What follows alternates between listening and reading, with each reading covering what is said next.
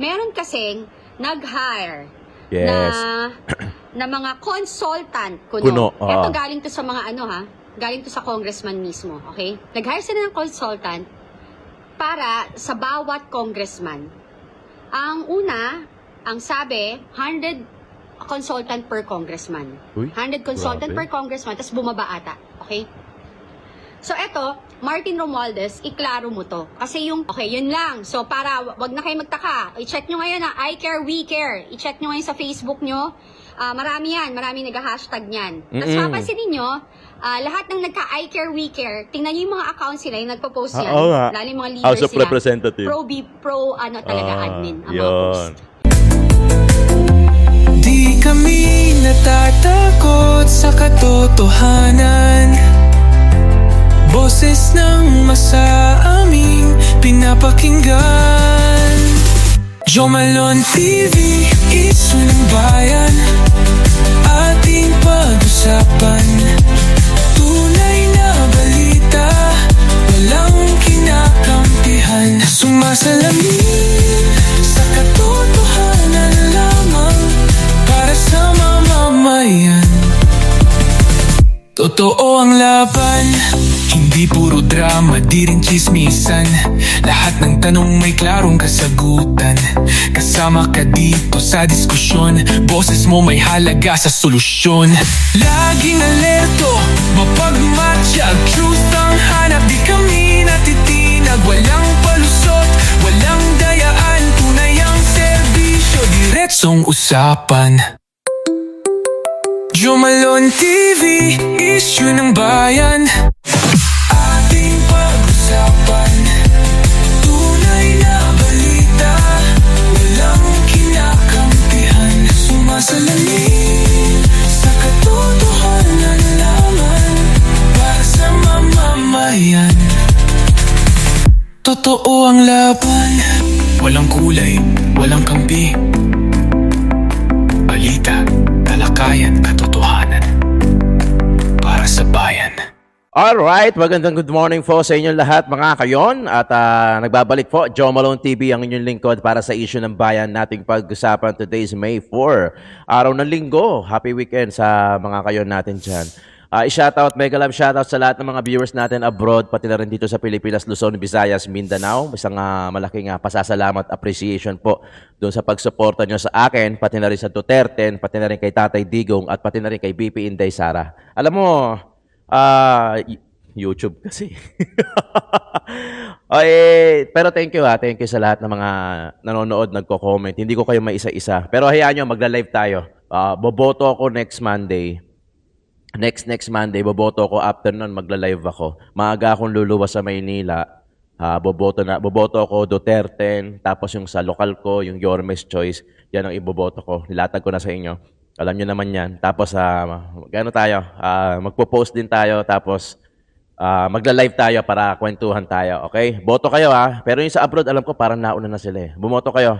Yung dito sa Pilipinas, bumoto kayo at simulan na natin ang pagbabago. Nasa kapalaran kasi natin yun Nasa kamay natin yun. Okay? Mamaya. Okay. Mega love shoutout sa lahat ng mga members natin dito sa Joe Malone TV. Siyempre si Ma'am Queen O, Sir Larry, Milagros Chan, Lorna Tovera, Florida Dacumos, Rose Enriquez, Mary Jane Tabuada, Dina Mahos Bongo, si Ma'am Lorna, Danny Ubaldo, Manik Sangko, pati na rin si JU Production. Maraming salamat po sa pagsuporta. Paki-double check mga kayo kung nakasubscribe na kayo. Kung hindi pa, paki-subscribe na lang, paki-click yung bell icon katabi niya, tapos paset sa all. Kasi para lagi kayong updated sa mga videos na ina-upload natin. Yung mga viewers natin, nasa na kayo? Diba? Balik na kayo rito sa akin. Okay. Maraming salamat sa inyo.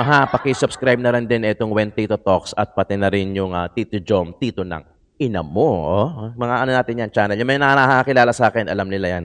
Na yan yung mga channel natin na pinagkakaabalahan natin dito. May nagtatanong about this sa cup. Maganda siya, naka-emboss yung Duterte niya. Bilili ko to sa online sa Facebook, makikita nyo. Hanapin nyo lang Duterte cup. Parang nasa 1.6 ata. Isa. Dalawa yung bilili ko, mayroon akong puti ito.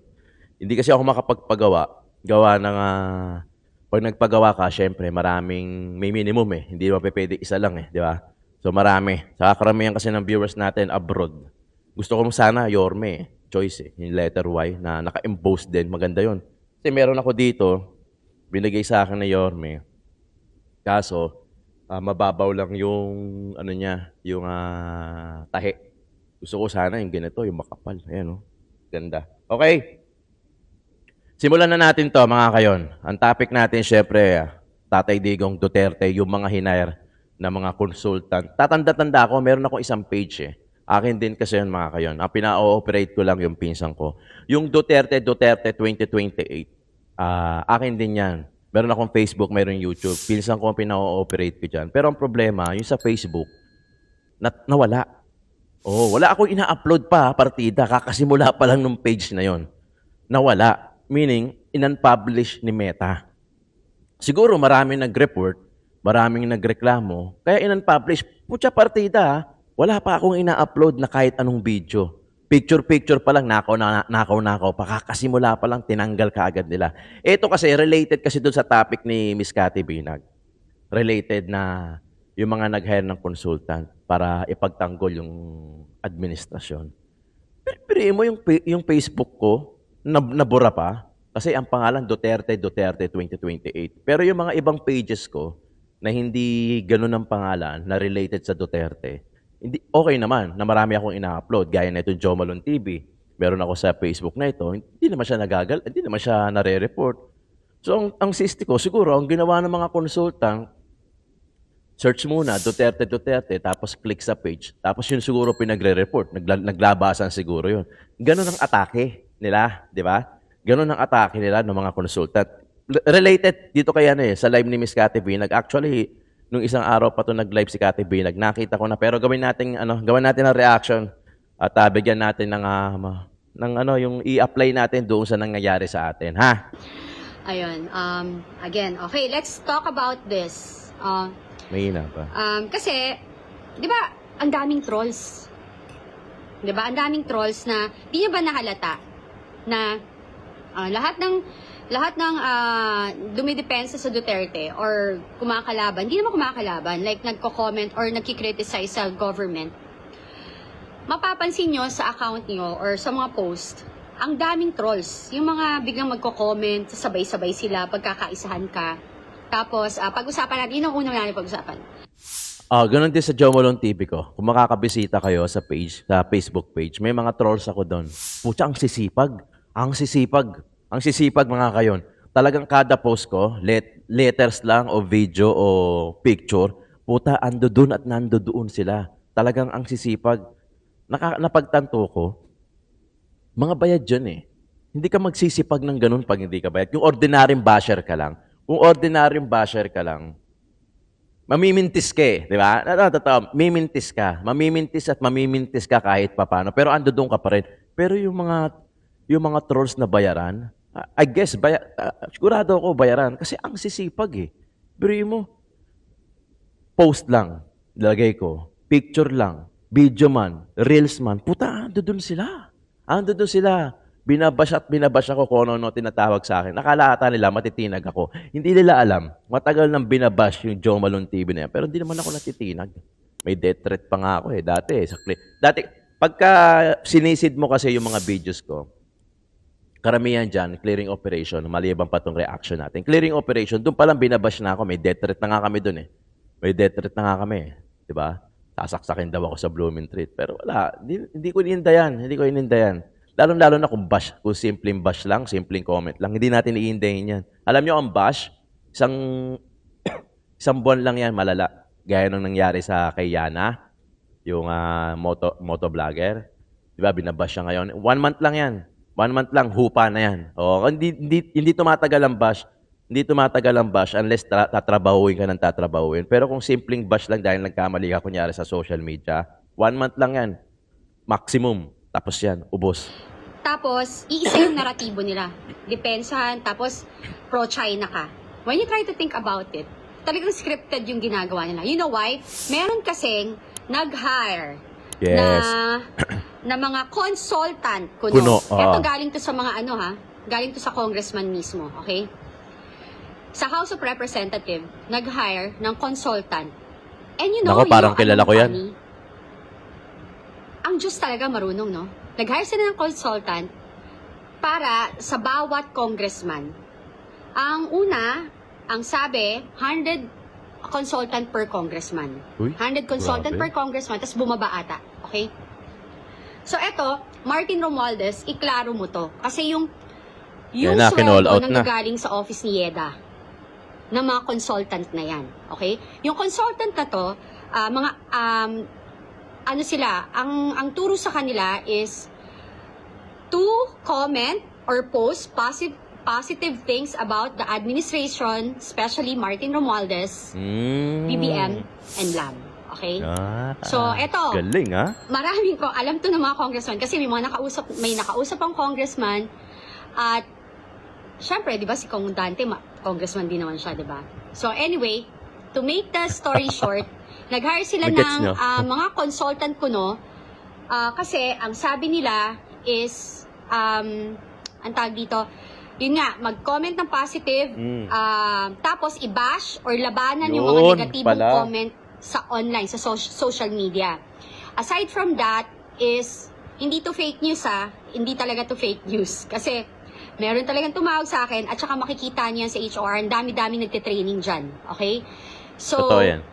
ang pangalan nun, I Care, We Care. At Wow, eto may pangalan yung, pa. Again, yung sabi ko, ang Diyos marunong, isa sa kaibigan ng anak ko is nag-apply. Kasi he thought na Lalaki. applyan niya maayos na ano. Eto na yon. Na Kasi trabaho. catch. O di hire ka, minimum mong sweldo per month 15,000 online kasi siya, di ba?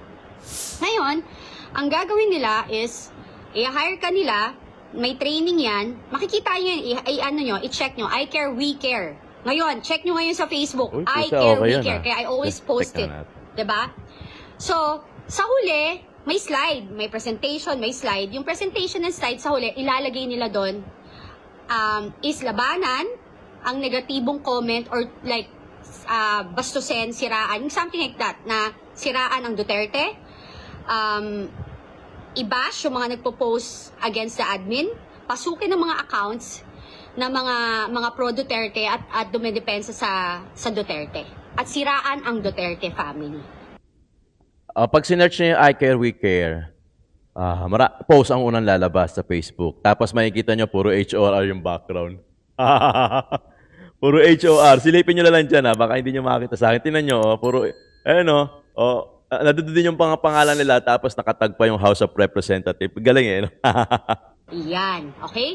So, you better check sa dyan, no? Nag-hire sila ng consultant, 100 consultant per, yun yung first 100 consultant per congressman. Yun daw yung first. Para gawin Nabawasan yan. daw. Kaya napansin nyo, all over, tas mga fake account. At eto pa, yung pag-hire na yan, may listahan yan. Basta, kaya nga maganda yan, whoever na uupo na bagong congressman, ang hamon ko sa inyo is imbestigahan nyo yan at alamin nyo anong purpose yan. Bakit kailangan mag-hire ng 100 or sabi yung 50-20 per congressman na consultant? Sige na, sabihin na natin na 50 na lang per congressman. Wag naman 100, di ba? Meron ho yung application, meron ho silang record dyan kasi nag-apply sila. And again, Martin, pakisagot to. Kasi sa office ni Yeda, tumatanggap ng sweldo. Okay? Okay. Okay, yun lang. So, para wag na kayo magtaka, i-check nyo ngayon na I Care, We Care. I-check nyo ngayon sa Facebook nyo. Marami yan. Marami nag-hashtag niyan. Tapos papansin ninyo, lahat ng nagka-I Care, We Care, tingnan nyo yung mga accounts sila, yung nagpo-post yan. Oo nga. Lalo yung mga leaders House of sila. Representatives. Talaga admin ang mga Yun. post. Tapos makikita nyo, kasi pag pumapasok minsan sa account kayo, tapos i-attack ka. So, yun, okay? Tingnan natin nga kung halimbawa nga 15,000. Ano lang i-try lang natin. Halimbawa, 15,000 ang sahod a month, gaya ng sinasabi ni Ms. Cathy Binag. Time is 50 na lang, wag na 100 consultant. Time is 50 na lang. Okay. So, ang 750,000, okay? 750,000 doon sa 50 consultant per congressman. That's 1, 1:1 pa lang yon, 'di ba? Isang congressman, 50 na consultant, 750,000 yung budget. Sa isang buwan pa lang. Sa isang buwan pa lang, 'di ba? Sa isang buwan pa lang. Ang laki, 'di ba? O saan galing 'yun? 'Yun na lang magtataka ka. 50 pa lang 'yan, Minultiply natin sa 50 na consultant kuno na hindi na 100 per congressman. Ilan yung congressman? Sabihin na natin na na hindi naman lahat ng congressman, kasi hindi naman lahat ng congressman pro-admin eh, di ba? Kumbaga, lang, sabihin natin ilan lang sila dyan na mga congressman. Siguro sabihin natin mga 20. 20, sige, multiply natin. Sabihin natin na mga 20 consult. 750,000, times 20 times 20 na congressman. Okay? Magkano? 15 million. 15 million yung budget. 15 million yung budget doon sa 20 consultant. Sa isang buwan pa lang yan, ha? Sa isang buwan lang. Syempre, magraran yan ng ilang buwan. Di ba? Tapos yung sinasabi, kasi ang ang atake nila, pro-China. Okay? Pro-China daw. Pro-China daw ang Duterte. Never again doon sa mga nagko-comment. May nagko-comment kasi na never again sa mga pro-China, chuchu, gano'n. Mga China, mga pro-China. Kasi ganito hamon ko sa inyo. Kung talagang pinandidirihan nyo yung China, let us assume na pinandidirihan nyo talaga yung China. Uwi ka sa bahay nyo, tapon mo lahat ng gamit. Ginamit na to ni Kate. Lagi kong sinasabi to noon eh. Kasi alam ko to eh. Ewan ko kung nanood si Kate sa akin o na-realize din niya. Ganito, simple. Kung ayaw nyo sa pro-China at pinandidirihan nyo talaga sila, mga China, uwi ka sa bahay nyo, itapon mo karamihan ng mga gamit mo dahil ang karamihan ng mga gamit mo made in China. Ultimo cellphone mo, baka made in China. Sabihin nyo hindi. Dahil China ang isa sa mga number 1 na manufacturer. Karamihan ng mga ibang bansa, diyan kumukuha kaysa gumawa sila ng sarili ng planta. Di ba? Ultimo yung pandikit na may tiban na peke. Yung peke, ewan ko kung yung tunay made in China din. Yung peke, made in China din. Nakabili ka na niyan, malamang. Nakabili ka na niyan. Yung cellphone na gamit mo, yung mga cellphone case, karamihan dyan, made in China. Yung mga sapatos, yung mga appliances nyo, lahat dyan, made in China. Ganun dapat pagka pinandirihan mo ang isang tao o lugar o bansa. Dapat lahat ng produkto nila, lahat ng gawa nila, lahat ng galing sa kanila, dapat aalisin mo. Di ba? Kaya ang hamon ko sa mga galit sa mga pro-China, galit sa mga China, uwi ka ng bahay nyo, kung talagang pinandidirihan mo yung China, itapon mo yung mga gamit mo na mga made in China. Basahin mo, makikita mo naman yan. Ultimo yung cellphone case mo, made in China. Kaya mo bang gawin yon? Kasi dapat ganon. Same lang din doon sa mga anti-Duterte. Pakitaan tayo, baka driver's license nyo, 10 years ang expiration. Baka yung passport nyo, 10 years ang expiration. Tapos galit na galit kayo kay Duterte. Kung talagang pinandidirihan nyo rin si Duterte, dapat lahat ng ginawa ni Duterte nung nakaupo siya, huwag yung tangkilikin ngayon kahit hindi na siya nakaupo. Dapat ganun, mula ulo hanggang paa. Mula ulo hanggang paa, galit ka. Pag didirihan mo, sensya na, makatilala mo nang. Kasi di ba ganun eh, di ba? Hindi yung, ayoko niyang kay Duterte, pero passport mo, lisensya mo, driver's license mo, 10 years ang expiration. Si Tatay Digong ang ang gumawa niyan kasi ayaw nga niyang pinapahirapan ang bawat Pilipino sa pag-renew ng mga lisensya na yan. Tulad na lang nung PSA, NSO, yung birth certificate. Di ba sabi nila lifetime? Lifetime naman talaga yan. Yung nga lang, yung mga ibang kumpanya, eskwelahan, ang kinukuha, original na copy. So, anong gagawin mo? Pag wala ka ng original, di kukuha ka ulit. Hindi naman sila tumatanggap ng Xerox eh. Bihira lang yung tumatanggap ng photocopy. Karamihan, original. Lalo na pagka mga school, company siguro, baka photocopy pa yan. Pero yung school, sa anak ko, original. Kumuha ako ng 2 sa SM. Magkano isa? Siyempre, mahal sa SM. Pero at least, naka-aircon ka pa, kukuha ka, hindi mo na kailangan pumila. O pipila ka man, saglit lang. Di ba? Kung talagang anti-Duterte ka, hindi ka pro-China, anti-China ka, lahat ng produkto mula ulo hanggang paa, pandirihan nyo. Huwag nyong tangkilikin yung mga produkto nila o yung mga batas na ginawa nila. Doon sa mga congressman na kung gusto nyo manalo, magsalita ho kayo about it. 'Di ba? Tutulungan ko pa kayo, kakampaign ko kayo. Yun. Kasi ang dami ko nakakausap, pero gusto ko talaga yung harapan. Ayoko ng duwag. Okay, now, let's talk about Jefferson Roteros.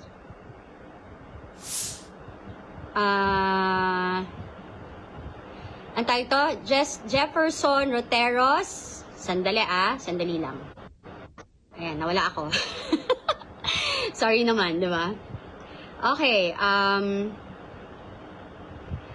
okay. Game. Doon na tayo sa pro-China. Hi, Judea!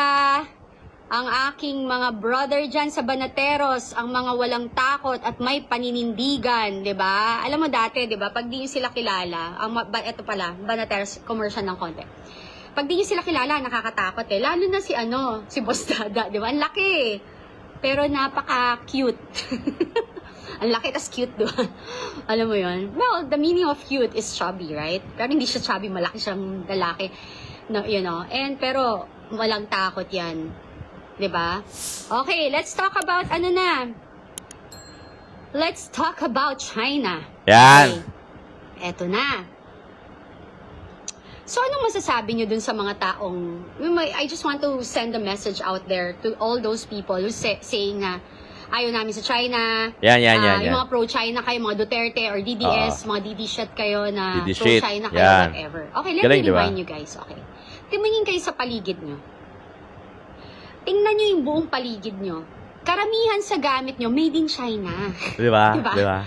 Karamihan sa gamit nyo, made in China. Okay? Dati ko na Kung sinasabi tingnan yung yan. mga trolls kayo, yung ginagamit yung cellphone, made in China.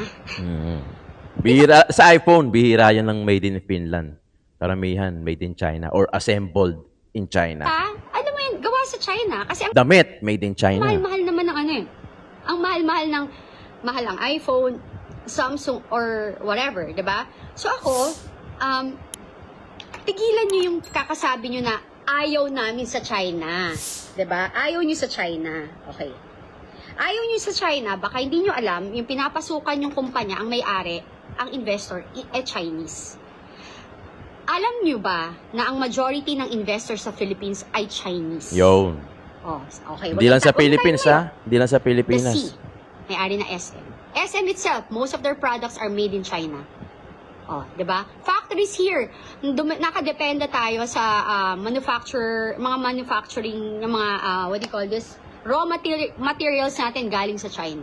Yes. Yung mga yung materyales sa, kunyari, yung mga tiles. Yan, materyales sa bahay. Tiles, PVC walling, spander, yung mga pintura. Yan, karamihan yan, Okay? China. So, sa akin, before kayo magsalita na ayaw nyo sa China, tumingin kayo sa paligid ninyo. Tapon nyo, gamit Tumingin kayo nyo. sa paligid ninyo kasi tingnan ninyo kung wala kayong gamit na galing sa China. Okay? So, Ramon Ang is Chinese. Henry, mga C are Chinese. Datan, sila Philippine Airlines ay Chinese. Cebu Gokong Pacific, Wei. Gokong Wei are Chinese. Lusutan. At marami pa pong iba. Yes. Kasi, nakakalimutan nyo na itong mga taong to is nakakatulong sa inyo na may lahi ring Chinese. Okay? Lahat ng produktong meron tayo, karamihan, ay galing din China. May mga Okay? foundation din ng mga China. Babanatan ha? nyo ako. Sabihin nyo sa akin na pro-China ka. Hindi ho, may lahi rin ho akong Chinese. Okay? Hindi ko yan i-deny. Ako din, mga kayo na. Ang middle initial, ang mother ko is half Chinese. Ang middle initial namin is Lu, L-U. Diba? May lahi rin kaming Chinese. At totoo naman yun eh. Yung history nun eh. Totoo naman yung history nun. Ito lang, simple lang. Simpleng application lang. Okay? Ito, totoo to. Ang Chinese kasi, ang mga Chinese, hindi nila isasakripisyo yung education ng mga anak nila. Kahit na mag-tofu o tokwat baboy sila araw-araw o tokwa, yung tause, yan. Kahit mag-tause, mag-tokwa sila araw-araw, wag lang nilang masakripisyo o wag lang nilang mapahinto yung anak nila sa pag-aaral. O wag lang pasok nila yan sa magandang eskwelahan. Tapos gagawin ng lahat ng magulang na ang lahat, wag lang maibaba yung education. Tama, mali? 'Di ba? Tama. Okay? Ang Pilipino, ganito. Sorry na lang, pero talagang tatamaan talaga yung iba. Ang Pilipino, ganito. Ganun talaga eh. Makakasagasa talaga tayo eh, di ba? Ang Pilipino, ganito. Nak, stop ka muna ngayong SEM ha. Si Bunso muna. Tapos sa susunod, ikaw naman. Tama, mali. Di ba? O kaya, nak, wala tayong budget ngayon eh.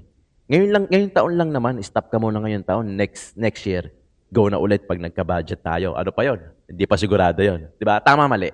Di ba? Kasi yung mga Chinese, ganun nila binavalue yung education hanggang sa makatapos yung anak nila kahit mag-TOEFL sila araw-araw. Pero ang Pilipino, handang isakripisyo, handa kang pahintuin kung talagang walang-wala na. Tama, mali. Di ba? Ipahihintuin ka nila sa pag-aaral. O kaya si bunso muna, o kaya si panganay muna bago ikaw, tapos pag nakatapos siya, ikaw naman. Parang ganon, di ba? Tama, mali. Di ba? Tama. Oo, kasi ganon nila binavalue yung education. Di ba? Anong kwento nun? Dati, ang mga Chinese nagtataho. Di ba? Nagtitinda ng taho. Di ba? Kwento to nun eh. Ngayon, ang mga Chinese na yung may-ari ng public, na pabrika ng taho. Di ba? Dahil sa sipag nila. Ito pa example. Meron akong, natira din kasi ako sa Valenzuela. May pwesto kami sa Valenzuela. Yung opposite side ko, mga Chinese ang may-ari. Palengke to. Dry goods ang tinda. Yung mga Chinese na yun, sorry pero hindi ko alam kung hindi sila naliligo. Pero yun kasi at yun yung damit nila tapos lukot-lukot pa. Kunyari, etong suot nila ngayon, kinabukasan, yung ulit suotin nila pag nakita ko. Pero ako bagong ligo ako. Kasi parehas kami nagbubukas maaga, alas 6 eh. Alas 6, alas 5. Pero tapos sila lang, mga Chinese, mga anak. Wala pang tauhan. Wala pang tauhan. Ako may tauhan ako eh. 'Di ba? May tauhan ako eh. So sila, nakikita ko, yun at yun pa rin ang suot nilang damit. Gulo-gulo yung buhok, hindi ayos. Tapos sasalitaan sila Chinese. So nagmamadali. 'Di ba? Tapos yun na. Nagtitinda sila. So wala pang tao. Wala pa silang tao noon. Pero ako may tao ako noon, isa eh. So yung pala, sinabi nila, parang natutunan ko sa kanila, hanggat hindi nila nababawi yung puhunan nila ng 3/4 yung ROI nila, hindi pa nila nababawi, hindi sila kukuha ng tao. So sila lang muna. Then later on, nagkaroon sila ng tao, yun, natutunan ko na siguro, naalala ko lang bigla, na siguro nakakuha na nila yung ROI na 3/4, kaya na sila kumuha ng tao. Kasi wala naman na bago, hindi naman nadagdagan yung pwesto nila, hindi naman nag-expand yung lugar nila, same lang din. Pero nung unang-una, sila lang. Ngayon, may tao na sila isa. Ako, simulat sa pool pa lang, may tao na kagad ako ng isa, kahit hindi ko pa nababawa yung ROI. Di ba? Example kung yung mentality ng Chinese na tao, saka sa mga hindi ko pinipili maging Chinese. Di ba? Hap ako. Pero minsan kasi may matututunan, madalas, meron ka matututunan sa kanila na kaysa sa matututunan mo bilang Pilipino ka. Di ba? So, di ba, parang ano kayo ang dami niyong sinasabi. Pero gumagamit kayo ng GCash. Alam niyo ba? Lazada, Shopee, nagsha-shopping kayo online. Di ba, huwag tayo magpaka-plastic at saka yung naratibo ninyo, lalo yung mga politician na yan na pro-China. Diyan sa mga tumatakbo ngayon sa gobyerno na politician, isoli ninyo Tapon. ang pera o donation or funding, campaign funds na binibigay sa inyo ng mga Chinese tycoon. Soli nyo. Kasi binabanatan nyo yung China. May lahi yung kung ano yan, mga Chinese. Alam nyo ba, tahimik lang ho yan. Yeah. Pero masakit ho yan sa kanila. Okay? Ngayon, another thing. Sige nga ho, dyan sa inyo, mga politikong nangahamon na wag iboto ang mga Pro-China. Pro-China. Hindi naman to about pro-China. It's pro-reality. Mag-real talk tayo dito. Na tayo, lahat, karamihan sa gamit natin are made in China. Hindi nga, ang Pilipino nga, hindi nga makapag-produce ng Filipino-owned na gadget O kaya, di ba, yung mga ibang Pilipino na naka-invento, ano nangyayari? Wala na, di ba? Yan ang mahirap kasi sa atin. Yung parang gusto natin mag-stand. Okay naman wala namang problema. Gusto natin tangkilikin yung sariling atin. Yung problema, wala nga Di ba? Gusto natin, yung mga kumpanya na Chinese-owned, Chinese ang mga bosses, ang mga amo, nakakapagbigay ng milyon-milyon, daang-daang trabaho sa mga Pilipino. Wala naman ilan lang naman yung mga kumpanya ang may-ari Pilipino di ba? Karamihan Chinese Minsan nilalahat natin na lahat ng Chinese pero hindi yung ang mga Chinese hindi naman nanumbat na karamihan nga na nagawa namin nakatulong nga kami sa inyo sa mga Pilipino. Hindi naman sila nanunumbat ng gano'n pero kung tutusin kung gagawin nila 'yon, malamang tambak tayo ng 100, 'di ba? Kasi aminin man natin o hindi, 'di ba? Aminin man natin o hindi. Siyempre, di naman aaminin ng iba yan. na karamihan na nandito sa atin, mga Chinese, yung mga kumpanya, yung mga gamit, nakakatulong sa atin, nakakamura tayo, yung mga ilaw na gawang China, di ba? Kasi mura ho ang pagpapagawa doon. 'Di ba? Ang labor cost ho sa China ay mura, kaya nandun lahat. 'Di ba? Kita nyo, at saka ang yabang-yabang kasi nung ibang nagko-comment dyan. Mas mayaman nga sa atin ng China, hindi nila tayo kailangan. Yes. So ang tanong ko dyan sa mga politiko dyan na nagsasabi dyan na pro-China, wag iboto. Kayo ho ba?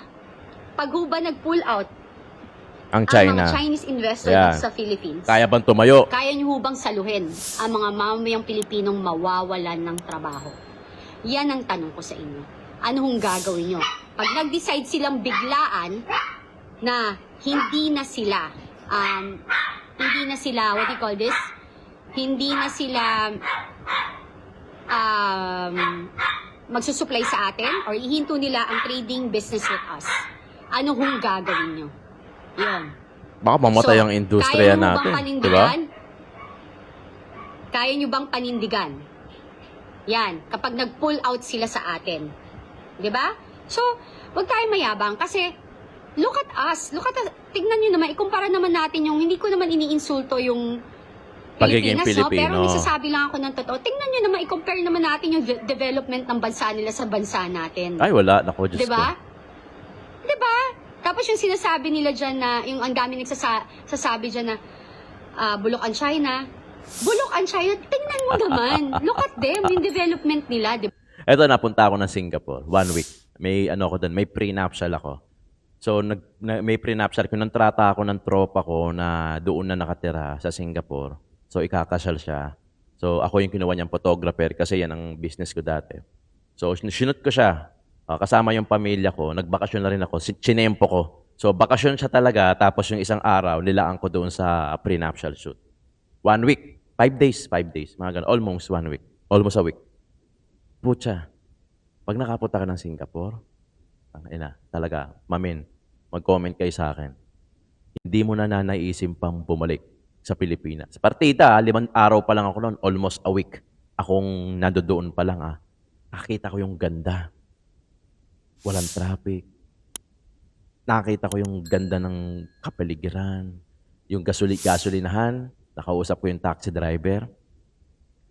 Hindi gaya dito sa Pilipinas, na kada kanto merong gasolinahan. Doon merong specific na lugar na kung saan daw sila nagpapagasolina. Siyempre, malamang full tank yun. Di ba? Hindi gaya dito sa atin. 200, 300. Kasi sa susunod, pwede ka magpagasolina ulit. Di ba? Tapos, binibigay nila yung sukli sa taxi. Pag nagtataxi ako, binibigay nila yung sukli. Grabe. Ayaw nila, di ba kasi tayo sanay, kunyari, pagka 85 pesos, matik, pag bibigay mo yung 100, matik, di mo nakukunin yung 15. Sila, i-insist pa nila na kunin mo yung sukli. Ganun sila kaloyal. Partida, almost a week pa lang ako nasa Singapore. Partida, sige, yung mga nasa Singapore na OFW, pakinggan comment, tulungan nyo ako dito, comment nyo dyan sa baba. Di ba? Tapos, isang poste, isang damakmak yung CCTV. Kasi walang masyadong mga kapulisan na rumoronda, hindi gaya rito. Kasi sa CCTV pa lang, sa sandamakmak, kuha na eh. Kuha na nila, kaya hindi mo marin ma-attempt na gumawa rin ng kalokohan kasi sandamakmak yung CCTV. Kasi dito sa atin, sa Pilipinas, buti nga, nauso pa yung CCTV na yan. Kahit paano, meron na tayo. Kung hindi, yung sa mga ibang karatig na walang CCTV, delivery lang gumawa ng kagaguhan kasi hindi ka makikita sa CCTV. Di ba? Grabe, di ba? Kaya nakakaano lang. Partida, Singapore pa lang yun. Gusto ko rin pumunta ng China eh. Sa totoo lang, kaso wala pang budget. Pero pag nakapunta ako ng China, kukwento ko rin sa inyo. Diba? Yung development ng China compare sa Philippines, napaka-high-tech. Huling-huli na tayo. Talagang huli. Internet Diba? pa lang, huli na eh. Huling-huli na talaga Internet pa lang, huli na tayo. Yun yung ano ko. Ay, nako. Ay, napunta pala ako sa Singapore, yung sa airport, ano bang tawag doon? Chungda. Puta, libre wifi. Ang bilis. Ang bilis. Dito sa atin, 1 hour lang, babagal pa. Di ba? Pag pumunta ka ng SM, Robinson, 1 hour lang yung ibibigay sa'yo na libre. Na after an hour, kailangan may panibagong cellphone number ka para yun naman i-register mo, may bonus ka. Tapos ang bagal pa. Talagang good for browsing lang siya. Hindi siya yung mga tipong browsing lang. Browsing ka lang. Hindi siya pwede yung mga download kasi matagal. Ganun, di ba? Pero sa Chongda, sa Singapore, yung airport na puta, libre. Libre internet, mabilis pa. Grabe yung ganda ng Singapore. Singapore pa lang napuntahan ko, kaya Singapore pa lang yung pwede kong ipagyabang sa inyo. Yung Japan, isa rin niya sa mga gusto kong puntahan. Diba? Ang kasama ko yung panganay na anak ko sa Singapore pero yung pangalawa hindi pa nakakalipad. Kaya sana makalipad din. Okay, yan muna mga kayon. Ha? Dahil linggo ngayon, meron akong church mamaya. So isa lang yung upload natin today. Sana bumalik na yung mga viewers natin. Sana umayos ulit yung mga views natin. Paki-like yung video na to. Maraming salamat mga kayon. Hanggang mamaya ulit. Joe Malone TV, issue ng bayan, ating pag-usapan. Ang ganda ng kwentuhan natin, no? Grabe.